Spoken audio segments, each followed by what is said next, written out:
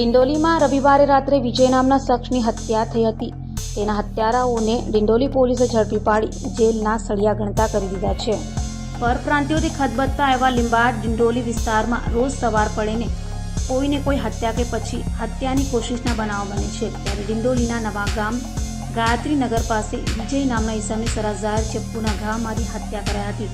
અગાઉ કૈલાશ ઉર્ફે કાલુની હત્યામાં વિજય સંડોવાલ હતો અને હત્યારા સોનુ ઉર્ફે બંટી, રવિન્દ્ર કોળી તેમજ બે કિશોરને ઝડપી પાડ્યા છે. હત્યા વાહન નજીકમાંથી હંકારી કટ મારતા થયેલ બોલાચાલીમાં કરી હોવાની કબૂલાત કરી છે.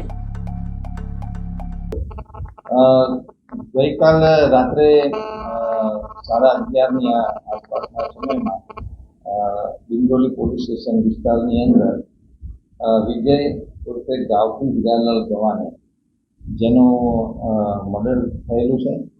આ ગુનામાં કામે સોનુ ઉર્ફે બંટી જે મુખ્ય આરોપી છે અને તેની સાથે કાયદાના સંઘર્ષમાં રહેલા બે બાળકો એ પણ આની સાથે સામ્રતાએ ત્રણની અત્યારે પોલીસે અટક કરેલી છે અને કાયદેસરની કાર્યવાહી ચાલુ છે. મરણ જનારને પોસ્ટમોર્ટમ માટે મોકલવામાં આવે છે. ફરિયાદને પ્રાપ્ત કરી તાત્કાલિક આરોપીને અટક કરી એ લોકોની પોલીસ કસ્ટડી રિમાન્ડ લેવામાં આવશે.